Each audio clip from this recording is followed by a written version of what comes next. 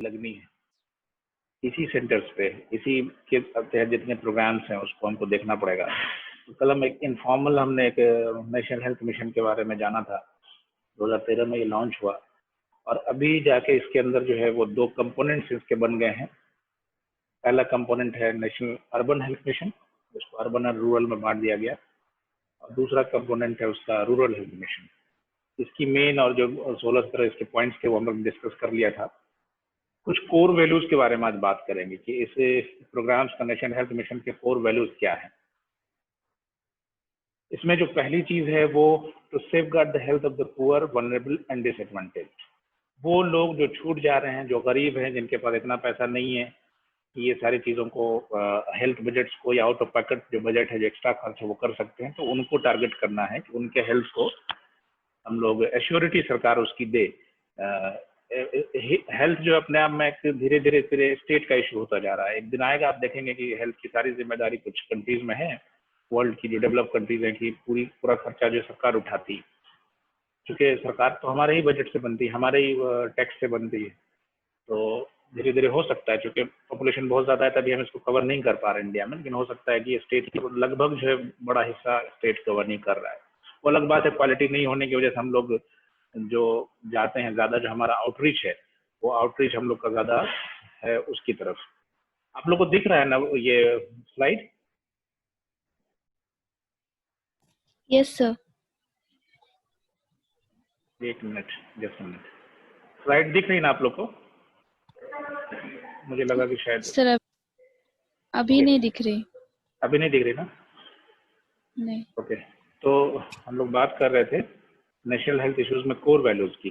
National health mission जो है उसमें कोर वैल्यूज में जो पहली कोर वैल्यूज है उसमें जो रखा गया टारगेट वो क्या है कि जो गरीब हैं, जो वनरेबल लोग हैं, जो अपनी गरीबी या ऐसे रहायशी मकान की वजह से ज़्यादा डिजीज चपेट में आते हैं, बेचारे को एडवांटेज नहीं मिल पाता बहुत सारी चीज़ों का, अमीर लोग कहीं भी अपना इलाज करा सकते हैं, उनको टारगेट रख के उनको सही तरीके से हेल्थ की जो सारी चीज़ें हैं वो पहुँचे, और गारंटी दे सरकार इसका सर्विस जो है, गारंटी हो कि नहीं आपके हेल्थ का जिम्मा हम रखेंगे। क्योंकि आज के डेट में आपकी कम्युनिटी में चाहे आपका लेबर ही बीमार क्यों ना पड़े, कम्युनिकेबल डिजीज और डिजीज को फैलने के पैटर्न को आप देखेंगे तो आप तक वो चीज़ें पहुंच जाएंगी। तो इन सर्किल में अगर हम सब लोग हेल्दी नहीं होंगे तो एक दूसरे को हम इन्फेक्ट करते रहेंगे। तो दूसरे स्टेट की रिस्पॉन्सिबिलिटी हर नागरिक के लिए बराबर समानता के साथ होनी चाहिए कि उनको पहुंचाएं। दूसरा क्या है कि जो पब्लिक हेल्थ सेंटर है उसको हम स्ट्रेंथन करें, ठीक है, और सबका एक्सेस हो उसमें, ठीक है, सारे लोग वहां तक जा पाए, उसको प्रोटेक्शन हो। हेल्थ केयर जो रहा कॉस्ट जो बढ़ रहा है इसकी वजह से लोगों को प्राइवेट में बहुत खर्च होता है। आप जिस सर्जरी को सिंपली आप हाइड्रोसिल जो हो जाता है उसकी सर्जरी आप कराएंगे, मैक्सिमम आज के डेट में मुझे लगता है 250 से ज़्यादा जो लीगल खर्च उस पर नहीं आता है। लेकिन आप कहीं हॉस्पिटल में चले जाइए, देखिएगा आपको कई हज़ार का बिल बनेगा प्राइवेट में। अगर इसी तरह से डिलीवरी है, नॉर्मल प्रोसेस से डिलीवरी, नॉर्मल जो डिलीवरी होती है 200-300 से ज़्यादा खर्च नहीं होता है, मैक्सिमम 500 आप रख लीजिए, लेकिन नॉर्मल डिलीवरी कहीं 20,000-15,000 से कम में नहीं हो रही प्राइवेट में।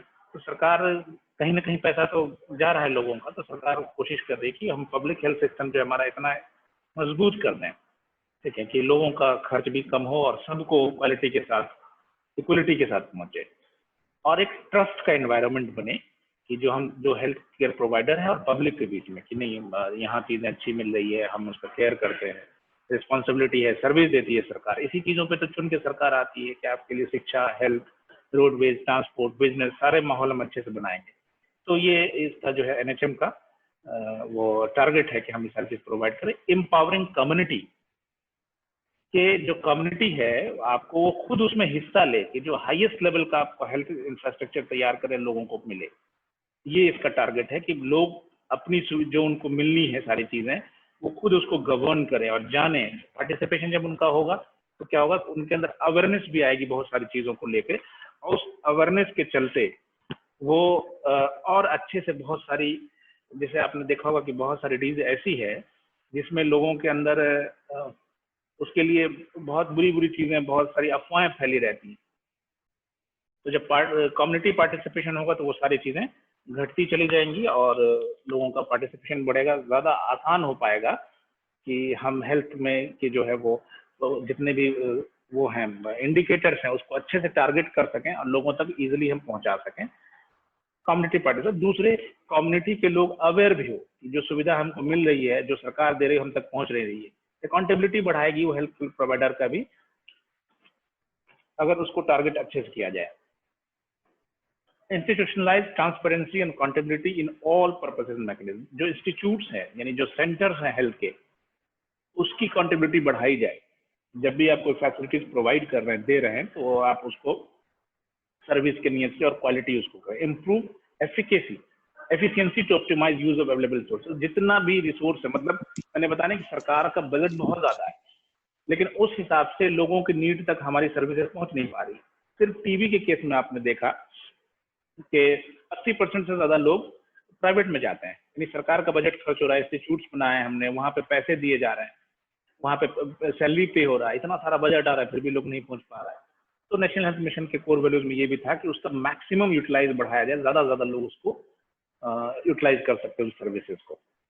ये जो कोर वैल्यूज थी इसमें टारगेट। नेशनल हेल्थ मिशन आपने देखा जिसमें आपको एनएचएम एनआरएचएम दोनों मिला के, और इसका टारगेट है कि सबको मिले, बराबरी का हक मिले, हर कोई, इसमें कोई भेदभाव नहीं, अफोर्डेबल हो, कम से कम खर्च में मिले और अच्छी क्वालिटी मिले। ठीक है। 12 जो प्लान था उसका, जो हर 5 साल का प्लान, 12 5 ईयर प्लान में इसको रखा गया था, उसकी महत्वाकांक्षी योजनाओं में से ये एक है। ठीक है। और दूसरे, एक मिनट यार, बीच बीच में अभी भी लोग आ रहे हैं। इसका जो मेन गोल है, जो एनआरएचएम, कोई पूछे आपसे कि एनएचएम का गोल क्या है, इसका मेन गोल है, कल हमने बात की थी एमएमआर आईएमआर का। ठीक है। तो जो इन्फेंट मोर्टेलिटी रेट है या मैटरनल मोर्टेलिटी रेट है, उसको घटाना है। जो लाइव बर्थ में मैटरनल मोर्टेलिटी रेट है वो पर 1000 में 1 कर देना है, घटा के, अभी ज्यादा है। और आईएमआर को, जब वो टारगेट रखा है उस वक्त की बात बता रहा हूँ, तो आईएमआर जो इन्फेंट मोर्टेलिटी रेट है, जो मतलब कि बर्थ के दौरान या आसपास जो बच्चे मर जाते हैं, वो पर 1000 में 25 ले आना है घटा के। और दूसरे टीएफआर, टोटल फर्टिलिटी रेट, इसको 2.1 घटा के लाना है। Prevention and reduction of anaemia in women age 15 से 45, ये जो प्रोडक्टिव 15 से 49 साल, ये प्रोडक्टिव एज, रिप्रोडक्टिव एज यही होता है, कमोबेश 1 आध साल नीचे या ऊपर ले जाइए। तो इस एज में एनीमिया नहीं होने देना है, क्योंकि अगर एनीमिया हो जाए, खून कम होगा, फिर उसकी डिलीवरी में दिक्कत होगी, बच्चे भी, और उसका खुद चांसेस जो है वो ज्यादा, ब्लड लॉस के मरने के चांसेस ज्यादा होते हैं। Prevent and reduce mortality and morbidity from, एक वायरस टाइप का कोई एंट्री ले रहा है, नाम भी अपना नहीं लिखा है, खैर welcome all of you. Prevent and reduce mortality and morbidity from communicable, non communicable injuries and emerging disease. यही जो डिजीज हैं, communicable, non communicable injuries and emerging disease, यही चारों पांच और लगभग 90% से ज्यादा डिजीज का आपका पैटर्न है। तो इन सारी चीजों से, इनसे होने वाली मौतें, इनसे होने वाले जो नुकसान, उसको घटाने के लिए ये टारगेट है। यही 5 टारगेट आप ध्यान में रखें जो एनएचएम का है। ठीक है। अब उसके बाद कोर स्ट्रेटजीज क्या है, मतलब क्या इसमें स्टडीज एनएचएम में लाया गया। इनके तहत जो पंचायती राज इंस्टीट्यूशन है उसको इससे जोड़ देना है, उसकी अकाउंटेबिलिटी बढ़े। गांधी जी का सपना था कि जो सरकार की पॉलिसीज है वो पंचायत के थ्रू डिस्पेंस होनी चाहिए। आज के डेट में आप देखेंगे बिहार में पंचायती राज बहुत अच्छा है, मिसयूज होता है, लेकिन यह है कि अब पैसे का जो बंटवारा गांव गांव घर घर हुआ है, तो इससे चीजें बढ़ी है, क्वालिटी भी बढ़ी है और क्वांटिटी भी बढ़ी है। Promote and access to improve health care at household level through the female health activities. घर पे भी अगर डिलीवरी हो रही है या डिलीवरी होकर घर पे जा रही है, तो बच्चों को कैसे देखना है, इन्फेंट केयर कैसे करना है, मदर अपना ध्यान कैसे रखे, प्री स्कूल्स के बच्चों के लिए क्या होना चाहिए, ओआरएस तैयार रखना है, वो गर्मी के दिनों में डिहाइड्रेशन हो या जब भी डिहाइड्रेशन हो। घर में अब जो आया है Ayush wellness, health and wellness centre, उसका तो टारगेट ही है कि होम केयर रेमेडीज पे, किचन की रेमेडीज पे हम ध्यान देंगे, तो धीरे धीरे वहीं जाना है। Strengthening sub centre and more multipurpose worker, जो सब सेंटर है हमारा, वहां पे और स्टाफ देना है, उनको ट्रेन करना है, वहाँ क्वालिटी, दवाएं और उसके टाइमिंग बढ़ाने हैं, और मल्टीपर्पज वर्कर को ट्रेन करके अच्छे लोगों को उसमें लाना है। एग्जिस्टिंग पीएससी और सीएससी जो प्राइमरी हेल्थ केयर से कम्युनिटी हेल्थ केयर, इसको मजबूत करना है। तो पहले आपने देखा हेल्थ की क्या कोर वैल्यूज थी, कोर स्ट्रेटजीज क्या, यही 5 कोर स्ट्रेटजीज के थ्रू हमको आगे पूरे प्रोग्राम्स को लेकर चलना है। And 7 number, reduce annual incidence and morbidity from tuberculosis by half. Tuberculosis का जो मॉर्बिडिटी आपने ट्यूबरकुलोसिस प्रोग्राम पढ़ा, उसमें देखा होगा कि सरकार का टारगेट है कि 2025 तक हम इसको एलिमिनेट कर देंगे। लेकिन परसों ही, कल परसों आप लोग को ग्रुप में शेयर करूंगा, बीबीसी की एक न्यूज आई है, उसके हिसाब से कोविड-19 के दौर में ट्यूबरकुलोसिस प्रोग्राम्स में बहुत धचका लगा है। इन सेंस की आपने देखा होगा कि जब भी हमने बात की थी कि जब भी ट्यूबरकुलोसिस की दवाओं में इंटरप्शन होता है, यानी दवा लेना बंद हो गया किसी वजह से, तो उसको रेजिस्टेंट डेवलप शुरू हो जाता है। जब रेजिस्टेंट हो जाएगा, मल्टी ड्रग रेजिस्टेंट की तरफ जो जाएगा वो पेशेंट, तो वो कम्युनिटी में और ज्यादा फैलाता है। तो ये पिछले 3-4 महीना में ये बुरी तरह से ट्यूबरकुलोसिस को अफेक्ट किया है, और न्यूज में शेयर कर दूंगा, आप लोग देख लीजिएगा उसको, बहुत अच्छी न्यूज है। और उसका टारगेट है कि 5 साल हम पीछे चले गए हैं ट्यूबरकुलोसिस में, जो अचीवमेंट दिन ब दिन हम लोग कर रहे थे 5 साल पीछे चला गया। हो सकता है 25 में हम लोग अचीव ना कर पाए, अगर आइंदा आने वाले ईयर में कुछ स्ट्रेटजीज और नहीं आए तो बहुत बुरा हाल है। तो इसमें ये भी टारगेट है, क्योंकि टीबी बड़ा बड़ा मतलब कि वो है, टेंशन है इंडिया के लिए। लेप्रोसी जो है आपका इंसिडेंस प्रीवलेंस हम कम कर देना है पर 10,000 में एक पॉपुलेशन में, और ज्यादातर डिस्ट्रिक्ट्स में आपको इंसिडेंस 0 कर देता है, प्रीवलेंस इंसिडेंस, तो ये टारगेट करना। मलेरिया जो बहुत ज्यादा है उनको पर 1000 में एक से कम कर देना है। जो माइक्रो फाइलेरिया है, फाइलेरिया के केसेस है वो लेस देन 1% माइक्रोपेपिल इन ऑल डिस्ट्रिक्ट, किसी भी डिस्ट्रिक्ट में एक से कम हो जाए। कालाजार का एलिमिनेशन 2015 तक किया था, एक से कम केस हो जाएगा पर 10,000 पॉपुलेशन में। तो ये आपकी कोर स्ट्रेटजीज में जो 11 स्ट्रेटजीज बताई गई, यही एनएचएम का गोल है, एनएचएम का। यस, उसके बाद इसका जो फर्स्ट कंपोनेंट है एनएचएम का, that is national urban health mission.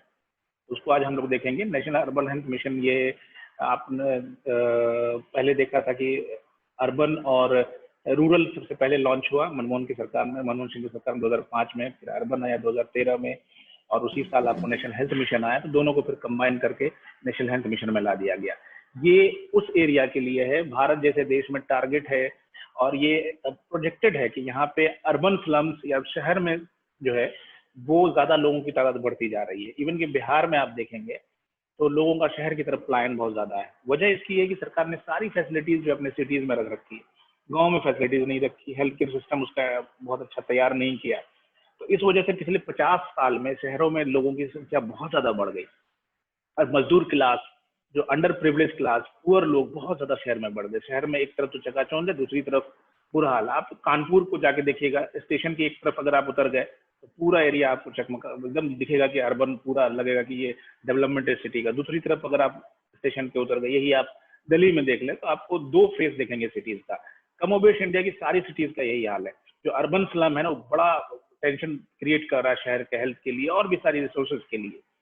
Planning नहीं हो पाई शहरों की। अगर आप देखें तो चंडीगढ़ को छोड़ के भारत का कोई भी शहर प्लान नहीं है, वहां का मामला अलग। बाकी इसलिए अनवांटेड जो है, जहां जहां आप चाह भी नहीं सकते हैं, और जो गवर्नमेंट की तरफ से रिकॉग्नाइज भी नहीं है, ऐसी कॉलोनीज बढ़ती चली गई शहरों में। तो जो देखा गया कि शहर का जो नीड है शहर के हेल्थ केयर सिस्टम की, हेल्थ केयर वहाँ जो प्रोवाइड करना है वो भी डिफरेंट है, इवन कि गांव से विकराल रूप है उसका। तो उसको ध्यान में रखते हुए नेशनल अर्बन हेल्थ मिशन अलग से लॉन्च किया गया, जिसमें अर्बन स्लम्स, गांव में रहने वाले पुअर्स को ध्यान में रख के इस पॉलिसीज को सरकार को लाना है। तो नेशनल अर्बन हेल्थ मिशन जो लाया गया वो 1 मई 2013 में सरकार इसको जो है अप्रूव किया सरकार ने। इसका जो टारगेट था वो टारगेट ये था कि अर्बन पुअर जो है उसको प्राइमरी हेल्थ केयर सेंटर अच्छे से प्रोवाइड करना है। उनका जो आउट ऑफ पॉकेट खर्च है बेचारों का, जो एक्स्ट्रा एक्सपेंस जा रहा है, उसको कम करना है। उस सिस्टम को जो शहर में जो सिस्टम चल रहा है हेल्थ केयर सिस्टम में, शहर में देखिए बड़े बड़े मेडिकल कॉलेजेस हैं या गवर्नमेंट के हॉस्पिटल्स हैं, लेकिन प्राइमरी हेल्थ केयर उनका डगमगाया हुआ है। तो इसलिए शहर में जो आपको एग्जिस्टिंग हेल्थ केयर सिस्टम है उसको सपोर्ट करना है, मजबूत करना है, ज्यादा लोगों तक पहुंच सके, कवरेज बढ़ सके उसका, ठीक है। और खास के जो उससे रिलेटेड, हेल्थ से रिलेटेड चीजें हैं, ड्रिंकिंग वाटर का बड़ा मसला है, सैनिटेशन, स्कूल एजुकेशन का मामला है, ये सारी मिनिस्ट्रीज मिलके इसको स्ट्रेंथ करना है शहरों में, ताकि जो एनयूएचएम का गोल है नेशनल अर्बन हेल्थ मिशन का, उसको हम पुअर तक पहुंच सके, फैसिलिटीज तक को जा सके, पब्लिक हेल्थ सिस्टम को और बिल्ड करें, ठीक है, प्राइवेट पार्टनरशिप इसमें जोड़ें, कम्युनिटी रिस्क जितने भी चीजें हेल्थ बिहेवियर है उसको हम जो है कंट्रोल करें, इन्वॉल्वमेंट करें लोगों का इसके अंदर। अगर भारत में शहरों के जनसंख्या का अगर आप सेंसस देखेंगे 2001 में जो हुआ था, उसके हिसाब से, अब तो 2011 का भी आया हुआ है लेकिन मेरे पास जो 2001 का मिला है, तो उसमें 2001 का आप देखिएगा तो उस वक्त आपको 28.6 करोड़ अर्बन एरियाज में लोग रहते हैं, और उस 28.6 करोड़ में से 4.26 करोड़ जो था अर्बन स्लम्स में रहते हैं, यानी एक बड़ा हिस्सा 430 टाउन ऐसे हैं जिसमें 1 lakh and more than population है। और ये प्रोजेक्टेड इमेज देखा गया कि इसमें 2011 तक 35.7 करोड़ जो अर्बन में रहेंगे, उसमें से स्लम्स में अर्बन पॉपुलेशन, कोर पॉपुलेशन 43.3 2021 तक, और 7.6 करोड़ अर्बन स्लम पॉपुलेशन 2011, यानी 8 करोड़ के आसपास सिर्फ और सिर्फ स्लम्स की बहुत बड़ी आबादी है जिस स्लम्स में रहने वाली है। 46 एक और टारगेट है कि 2030 तक भारत की पूरी पॉपुलेशन का 46% लोग वो शहर में आ जाएंगे, इसलिए कि गांव हमारे मजबूत नहीं हो रहे हैं, छोटे शहर गांव के जो फैसिलिटीज है वहाँ सही से मिल नहीं पा रही, तो लोग पैसे आने लगे तो शहरों की तरफ मूव करते हैं, अब फिर वहीं सेटल हो जाते हैं। तो इस तरह से जो ग्रोथ है, तो इस वजह को लेके नेशनल अर्बन हेल्थ मिशन को लॉन्च किया गया कि एक बड़ा पॉपुलेशन है जिसको अलग से उसकी नीड है, अलग से उनकी स्टाइल है, उनका लिविंग, पानी सप्लाई या फिर दूसरी चीजें जो है वो गाँव के डिफरेंट है। इंडिया में अगर आप पॉपुलेशन का ग्रोथ देखें तो ऑल इंडिया ग्रोथ 2% है, जिसमें अर्बन एरिया 3% है, ज्यादा है उससे। मेगा सिटीज देख लीजिए, जो बड़ी बड़ी भारत की सिटीज हैं, उसमें परसेंट है 4%, बहुत ज्यादा। और स्लम पॉपुलेशन देखिए 5.6%, यानी इंडिया के पॉपुलेशन रेट का ऑलमोस्ट 3%, 3 गुना ज्यादा, 3% है, 3 गुना ज्यादा रेट है अर्बन स्लम्स में लोगों के पॉपुलेशन का बढ़ना। तो इस हिसाब से एक बड़ा टारगेट है, बहुत बड़ी आबादी जो इसके अंदर आनी, इसलिए इसको लॉन्च किया गया। इसमें टाउन पंचायत होते हैं जो इसको गवर्न करते, एरिया जो देखते हैं, इसमें नोटिफाइड एरिया कमिटीज होती है, म्यूनिसिपलिटीज है या म्यूनिसिपल कॉर्पोरेशन जो मेट्रो सिटीज में होते हैं, वो इसके थ्रू इसमें सारी चीजें पहुंचाई जानी है। अगर सिटीज कवरेज देखिएगा तो नेशनल हेल्थ मिशन जो है, national NUHM national urban health mission में, तो आपको जो मेगा सिटीज 7 हैं, जिसमें मुंबई, कॉलेज का यही मामला है, कब नेट चला जाए। अब स्क्रीन दिख रहा है आप लोगों को?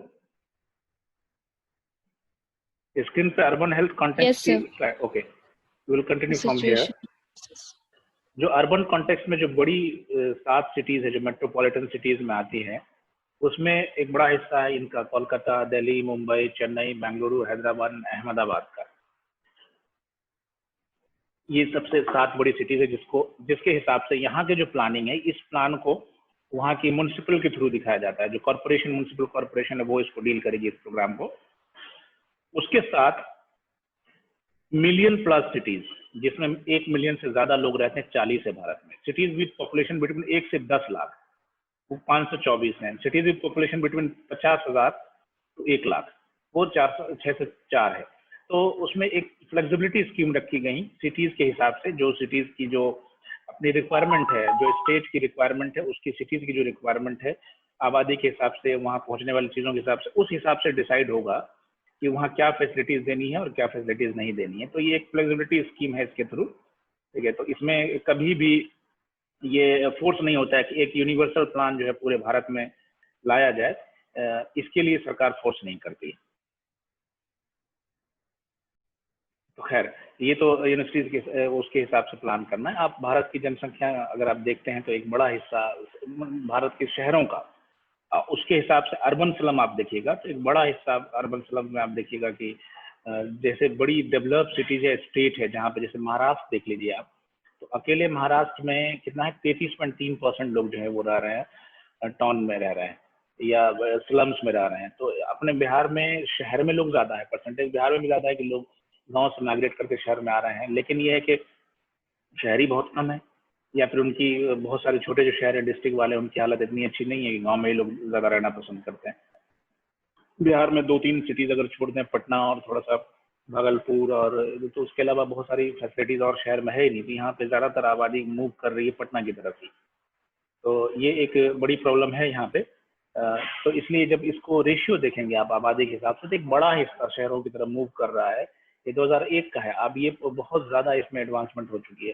मुझे लगता है मुंबई में 40-50, उसमें महाराष्ट्र में 50% के आसपास लोग अर्बन एरियाज में आ गए, 50% समझिए। और ये प्रोजेक्टेड है कि आपने देखा कि 46% जो लोग शहरों में चले जाएंगे 2030 तक। तो इसके हिसाब से जो उसकी जो नीड है, उस हिसाब से NHM का रोल बड़ा हो जाता है। ज्यादा सप्लाई चीजों को आपको देना पड़ेगा, लोगों तक रीच पहुंचानी पड़ेगी, और ज्यादातर आपको जो फैसिलिटीज है उस हिसाब से डिजाइन करना पड़ेगा कि शहरों में लोगों को क्या चाहिए, उस हिसाब से आपकी मतलब कि आपके नॉर्म्स लाने पड़ेंगे। अब कुछ चीजें हम देखेंगे कि अर्बन एरियाज में जो चैलेंजेस हैं पब्लिक हेल्थ के, क्या क्या चैलेंजेस अर्बन एरियाज में है, और उस चैलेंजेस के हिसाब से हम ये देखेंगे कि उसमें क्या प्रोसेस लिए जा सकते हैं। तभी फिलहाल हम जो चैलेंजेस पे ही बात करेंगे, क्या क्या challenges. Poor household not knowing where to go to meet the health needs, ये एक बड़ा मसला है। ठीक है, कि कहाँ जाए, किससे बातें करें, कि मतलब किस सेंटर्स को हम जाएं, ये बहुत एक अच्छी क्लियर कट पॉलिसी नहीं होने की वजह से, ठीक है, क्लियर कट पॉलिसी नहीं होने की वजह से लोग कंफ्यूज है, इसमें टेंशन में है कि हम अपने नीड को लेके कहाँ जाएं, किससे बातें करें। तो इस वजह से क्या होता है कि जो आपको प्रोवाइडर्स हैं, हेल्थ प्रोवाइडर्स हैं, वहाँ जो हम लोग हेल्थ की जो सुविधाएं हम दे रहे हैं वो हम लोगों तक रीच आउट, लोग वहाँ पहुँच भी नहीं पा रहे हैं और उसका मैक्सिमम यूटिलाइजेशन नहीं हो रहा है, ठीक है। तो ये एक कनेक्टिविटी नहीं बन पा रही है, ठीक है। Weak and dysfunction public health system outreach, जो भी पब्लिक हेल्थ सरकार की तरफ से हमारे यहाँ है उसकी जो कनेक्टिविटी है बहुत वीक है। मतलब अगर सेंटर्स है भी, आपको मैं बता रहा हूँ कि अपने डिस्ट्रिक्ट में आयुष के सेंटर्स आपको ढूंढने में दिन भर लग जाएगा। जहाँ डीएमओ हमारे बैठे रहते हैं आयुष के सेंटर, आप ढूंढ के बता दीजिए, आपको मैं देखता हूँ। बहुत बुरे हाल है, जहाँ भी ये छुपे हुए जगहों पे या फिर कोई प्रचारित नहीं करता है, लोग वहां तक, सरकार भी उसके जो सेंटर्स के बारे में वो अवेबिलिटी के बारे में जानकारी लोगों को कम होती है। दूसरे एक बिलीव भी नहीं है, इस वजह से कि वहाँ का जो सिस्टम है, लचर रवैया है, साफ सफाई और जो फैसिलिटीज है वो सही से नहीं हो रहा है। कंटेमिनेटेड वाटर और पुअर सैनिटेशन, शहरों में सबसे ज्यादा पानी की प्रॉब्लम है। पानी जो सप्लाई यहाँ होता है उसकी कंडीशन बहुत बुरी है। आप देख लीजिए यहाँ पे कि पानी के लिए कितने पे करने पड़ते हैं। आप कहीं भी रहते हैं, रूम में अलग से 200-250 वो पर मंथ आपको पानी का देगा, वो भी अच्छे पानी नहीं है। जो सप्लाई का जो चैन आ रहा है वो जो, अगर वो खुद के बोरिंग नहीं है तो वो कितने गंदा भरोसेमंद हो, आप देख सकते हैं। सैनिटेशन लेवल बहुत बुरा है, थोड़ा सा भी बरसात का मौसम है, सारे मोहल्ले आपके भर जाएंगे गंदगी से, बहुत बुरा हाल हो जाता है। Poor environmental health and poor housing, housing condition बहुत बुरी है यहाँ की, शहरों की, इसलिए कि कन्फाइंड जगहों पे, छोटी सी जगहों पे ज्यादातर लोग जो है ना वो आके भर गए, और घर पे घर, इसलिए जो वेंटिलेशन बढ़िया नहीं है, और इतना ज्यादा लोग जब आएंगे तो मनमाना चार्ज होता है, इसलिए आपको को आपके पैसे के रेंज में बहुत ज्यादा आपके पास फ्रीडम नहीं होता है कि अच्छा घर चूज करें, वेंटिलेटेड घर चूज करें। इसकी वजह से हेल्थ इफेक्ट बहुत ज्यादा है। हाउसिंग जब पढ़ रहे थे उस वक्त ध्यान में नहीं, आप देखिए कैसे हाउसिंग कर रहा है, मतलब कि वो रोल प्ले कर रहा है आपको हेल्थ सेक्टर्स में, आपको इल हेल्थ कायम करने के लिए। Unregistered practitioner first point of contact, खास के बड़े बड़े सिटीज में दिया जाता है। मुंबई में आप जाइएगा तो एक बड़ा एरिया है जहाँ पे स्लम एरिया में देखेंगे ज्यादातर जो डॉक्टर होते हैं ना वो आयुष के या अनरजिस्टर्ड अनप्रैक्टिशनर डॉक्टर्स होते हैं। अब वो उनकी क्या लेवल है, किस तरह से वो हेल्थ केयर सप्लाई दे रहा है, इस वजह से बहुत सारे केस खराब हो जाते हैं। ट्यूबरकुलोसिस का केस जो माना जाता है कि अनरजिस्टर्ड और कम जानने वाले डॉक्टर्स या फिर जो मेन स्ट्रीम के डॉक्टर नहीं, जिनको नहीं पता, पढ़े लिखे नहीं है, उनके हैंडलिंग की वजह से टीबी का केस खराब हो रहा है, या बहुत सारे केसों का डायग्नोसिस नहीं बना पाते। वो लोग अपनी दवा बेचने के चक्कर में वो सही जगह प्रेफर नहीं कर पाता है। तो उसको भी सही करना है, उसके बारे में कैसे सही होगा वो उसका राइट हैंड में उसका सारा सोल्यूशन है। Community organisation helpless in health matters, generally आप देखिए ना, कोई भी बड़ा इश्यू हो तो आप गवर्नमेंट के सेक्टर को आप क्यों नहीं वो करते हैं, प्रायोरिटी में डालते हैं। गवर्नमेंट का सेक्टर में थोड़ा सा मेडिकल कॉलेज की इज्जत बची हुई, बाकी सेंटर पे जाने में आपको हिचकिचाहट, अगर आपके पास पैसा है तब प्राइवेट कंसर्न में जाता है।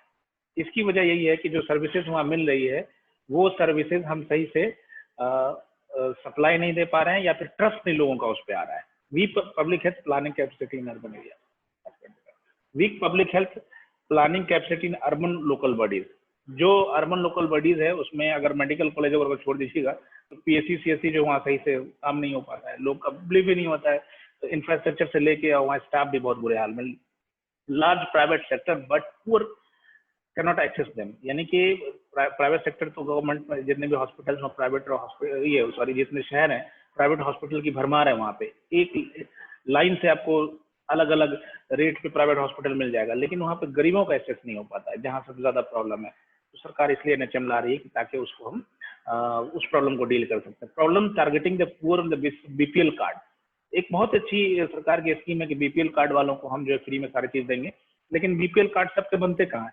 बीपीएल कार्ड में 30% से ज्यादा लोग ऐसे जिनको कार्ड बन नहीं पाते किसी वजह से, तो ये सारी चीजों को भी डील करना है।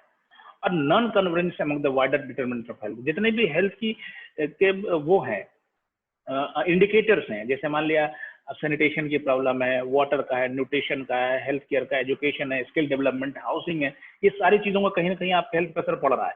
जनरली हॉस्पिटल्स को अगर सिर्फ छोड़ दें, इन सबको एक अम्ब्रेला और मतलब कि एक साथ जुड़ के यूनिफिकेशन कहलाता है, कन्वर्जेंस, एक साथ मिलके अगर ये काम करे तो बहुत सारी चीजों को हम दूर कर सकते हैं। मलेरिया का सीजन आ रहा है, आप सिर्फ दवाएं देने से मलेरिया ठीक नहीं करेंगे।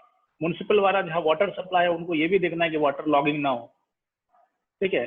या फाइलेरिया में आप देख लीजिए कंडीशन है, वहां भी उसको देखना है। या फिर आपको डेंगू बहुत ज्यादा शहर की बीमारी मानी जाती है, डेंगू पानी कहीं रुक रहा है, साफ पानी में डेंगू के मच्छर होते हैं जो डे बाइटर होते हैं, दिन में काटते हैं, टारगेट वो आपको टाइगर मॉस्किटोज। तो अगर म्यूनसिपल डिपार्टमेंट जो हमारा ध्यान दे कहीं पानी लॉजिंग ना हो तो अच्छा खासा बजट जो है और भीड़ जो है हॉस्पिटल का कम हो जाएगी इसी वजह से प्रिवेंटिव मिल पे। तो ये इसके सबके एक साथ मिलने की जरूरत है। No system of counselling and care for the adolescent, कोई ऐसा गवर्नमेंट का सिस्टम नहीं था तब तक। तब इसी में ध्यान में लाया गया कि हमको गवर्नमेंट सेंटर पे काउंसलिंग के लिए एडोलेसेंट के लिए, ये जो बच्चों का एज होता है स्कूल से लेके प्री यूनिवर्सिटीज वाला, उनको बहुत सारी हेल्थ प्रॉब्लम उनकी डिफरेंट होती है, उसको टारगेट करने के लिए सिस्टम जो है सिस्टम डेवलप किया जाए। ओवर कंजेस्टेड सेकेंडरी और tertiary facilities and under utilise primary, जो बड़े सेंटर है हमारे के, डिस्ट्रिक्ट हॉस्पिटल हुए, उसके बाद मेडिकल कॉलेज हुए, स्पेशलाइज्ड आपको नेशनल इंस्टीट्यूट्स हुए हेल्थ के, वहां तो बहुत भीड़ बढ़ गई है। आप देख लीजिए पीएमसीएच में, एनएमसीएच में, या फिर आईजीएमएस में, या आप एम्स में देख लीजिए कि वहां पे खांसी बुखार के भी पेशेंट पहुंच जा रहे हैं। ओपीडीज में जिन 10 या 15 केसेस का एक दिन भर में 4 घंटा 5 घंटा में आपको 20 केसेस मैक्सिमम देखने का एक टारगेट है। आधा घंटा 20 मिनट दीजिए एक पेशेंट को, लेकिन अपने यहाँ क्या होता है 1 मिनट एक पेशेंट को, इसलिए कि इतना ज्यादा वहां पे भीड़ बनी हुई है, अगर वो नहीं देखेगा हंगामा हो जाएगा। तो ये जो लोड बढ़ रहा है इसलिए बढ़ रहा है हायर सेंटर्स पे, सेकेंडरी और टर्शरी पे, कि आपका प्राइमरी सेंटर अच्छा नहीं है। अगर ये सारी चीजें हमको पीएससी पे सीएससी पे देख लिया जाए तो वहां जाने की जरूरत भी नहीं पड़ेगी। वहां के पेशेंट भी जो छन के अच्छे अच्छे पेशेंट जो ज्यादा कॉम्प्लिकेटेड वहां चले जाएंगे, आराम से उनको टाइम दे पाएंगे, लोड घट जाएगा और यहाँ भी ये ठीक हो जाएंगे। तो ये सारी चीजें बहुत मैश्ड है शहरों में, इसको लेके ये नेशनल हेल्थ मिशन लाया गया कि इसको अगर प्राइमरी सेंटर को मजबूत करेंगे तो ये सारी चीजें हम अच्छे से केयर कर पाएंगे, सेकेंडरी और टर्शरी पे उसका लोड कम कर पाएंगे। Problem with drug abuse and college, शहरों में बहुत ज्यादा है ये स्माइकर्स और ड्रग अब्यूजर्स एंड सारी चीजें, ये आबादी एक बड़ा हिस्सा है, खासकर स्लम्स एरिया जो शहरों का, जो गरीब लोग जहाँ रहते हैं वहाँ ये चीजों को टारगेट करने के लिए इसमें पॉइंट रखा। Many slums not having primary health care facilities, बहुत सारे स्लम्स में है ही नहीं। उस एरिया में टारगेट रखा गया कि 0.5 किलोमीटर का जो आपका सर्किल हो उस एरिया में आपको रखना है पीएससी जो है, अर्बन पीएससी वो रखो, ठीक है। High incidence of domestic violence, वहाँ पे चूंकि नशा अल्कोहलिज्म ये सब ज्यादा है तो डोमेस्टिक वायलेंस बहुत ज्यादा होता है। मोरल इश्यूज बहुत कम है। गांव में अगर आप एक फैमिली में झगड़ा हो रहा है पूरा मोहल्ला इकट्ठा हो जा रहा है, क्यों मारा, इतना सारे लोग हो जाते हैं कि डर से आदमी अपना वो जो मिशन होता है मारपीट का उसको एबॉलिश करता है बीच ही में, यार लोग आ गए छोड़ दो। शहरों में आप बगल के घर में पीट दो, रात भर आपकी आवाज सुन रहा है, कोई पूछने नहीं आएगा क्या मसला है आपका, ठीक है। No norms for urban health facilities, urban health facilities के लिए अभी तक कोई नॉर्म्स नहीं है। And no concrete campaigns for behavioural changes, जो बिहेवियरल चेंजेस है पब्लिक हेल्थ को लेके, मलेरिया, चिकनगुनिया, डेंगू और भी डिजीज जिसमें काउंसलिंग करते हैं, उस तरह की प्रोग्राम्स नहीं थे इसको लेके लाए। प्रॉब्लम्स ऑफ अनऑथोराइज्ड सेटलमेंट्स, शहरों में एक बड़ा मसला है अनऑथोराइज्ड सेटलमेंट का, कि देखिए आप जो आरसी जो आ रहा है, सीसी क्या बोलते हैं, सीसीए या फिर अमेंडमेंट जो बिल है एनपीआर वगैरह जो आ रहा है, उसमें सरकार यही टारगेट कर रही है कि अनऑथराइज जितने भी कॉलोनी, दिल्ली में इतना बड़ा मसला है उसको टारगेट कर रही है कि बाहर से माइग्रेंट आए हैं या फिर रिफ्यूजीज आए हैं। दिल्ली में बड़ा देखिएगा आप, कश्मीरी रिफ्यूजीज है, फिर रोहिंग्याज हैं, और क्लेम करती है सरकार की बांग्लादेशी हैं। तो वो दिल्ली में तो खैर सरकार ने उसको जो केजरीवाल सरकार है उसने कहा कि हम इसको ऑथराइज कर देंगे, सबको ऑथराइज कर दें, लेकिन हर सिटी में ये प्रॉब्लम है। उनकी अलग नीड है कि जैसे सरकार कहती है कि जब तक कोई कार्ड आपके पास नहीं होगा या फिर तब तक हम आपको सर्विसेज नहीं देंगे, लेकिन ऐसा तो नहीं है। जो आपके यहाँ जो रह रहा है उसको सबको देना। फिर इक्वलिटी की बात कहाँ गई, जो हम कहते हैं कि बराबरी का दर्जा, वो कहाँ गया अगर आप नहीं देंगे? तो ये प्रॉब्लम है, इसको हैंडल करने में जो हेल्थ केयर प्रोवाइडर है उनको एक टारगेट है कि आप उन्हीं को दीजिए जो रजिस्टर्ड हो, जिसके पास कम से कम आपको जो है वो आधार हो। इन लोगों के पास कुछ नहीं होता है, तो ये भी एक प्रॉब्लम है। इसको कैसे देखना है सरकार के लिए, अर्बन एरिया में ये बड़ी प्रॉब्लम है। मिला जुला के अगर आप गोल देखिएंगे तो सबसे गोल में ये जो 5 चीज आएगी कि नीड बेस्ड सिटी स्पेसिफिक, जितनी सिटीज है उसको अपने हिसाब से, जो नीड है उसके हिसाब से आपको पुअर को, गरीब को, वल्नरेबल को आपको सारी चीजें फैलानी है। क्यों कि अर्बन एरिया में आपको बहुत जल्दी से स्लम्स डेवलप हो रहे हैं, बहुत ज्यादा से उसकी आबादी बढ़ रही है, उसको आपको टारगेट करना है उस पॉपुलेशन को, ठीक है।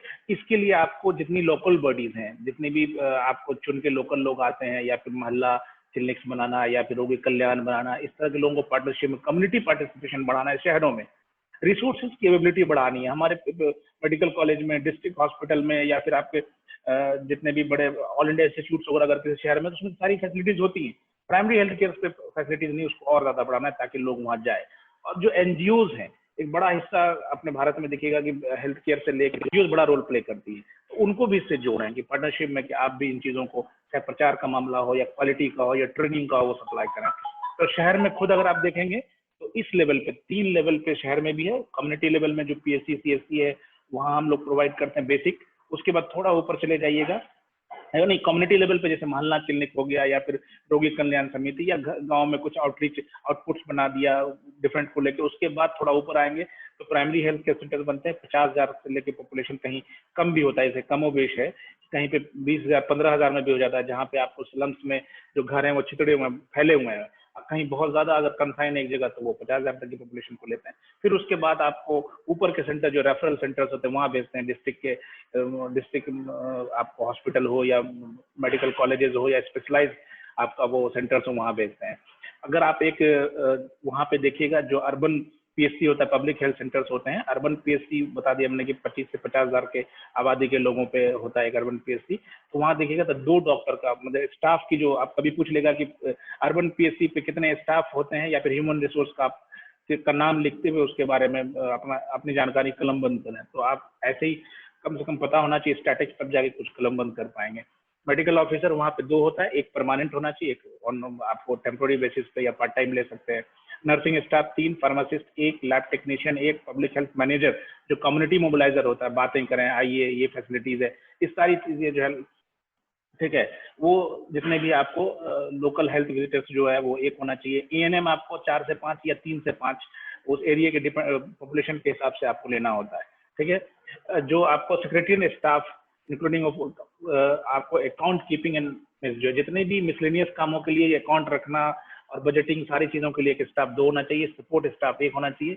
लेवल ऑफ जो अभी हमने पीछे देखा था, ये वाला ट्रायंगुलर जो दिखा था, इसमें देखा था पहला कम्युनिटी लेवल पे प्राइमरी या रेफरल, उस हिसाब से देखिए कहाँ कितने स्टाफ होने चाहिए। यहाँ पे राइट हैंड में जो महिला आरोग्य समिति वगैरह बनाते हैं हम लोग या फिर लोकल कम्युनिटी, वहाँ पे 50 से लेके 100 हाउस होल्ड यानी घर जिसमें 250 से 500 की पॉपुलेशन हो, उतने उसको कवर करती है। इसी तरह से कम्युनिटी हेल्थ वॉलंटियर्स होते हैं, आशा या लोकल वर्कर्स जो होती हैं, वो उनका टारगेट होता है कि वो 1000 से 2500 लोगों तक को या 200 से 500 जो हाउस होल्ड होते हैं, घर होते हैं, उसको विजिट करके उनके हेल्थ के प्रॉब्लम को एड्रेस करना है। इसी तरह से एक एएनएम जो होता है आउटरीच एरिया में, जहाँ जाती हैं, बता के आती हैं वीकली बेसिस पे या हफ्ते में 3 दिन जाना, हेल्थ से रिलेटेड चीजें उनको या फिर रिपोर्टिंग करनी है या कितनी प्रेगनेंसी इस दौरान कंसीव किया, बच्चे कब कितने डिलीवर हुए, सारा रिपोर्ट वो करती है एएनएम जो है।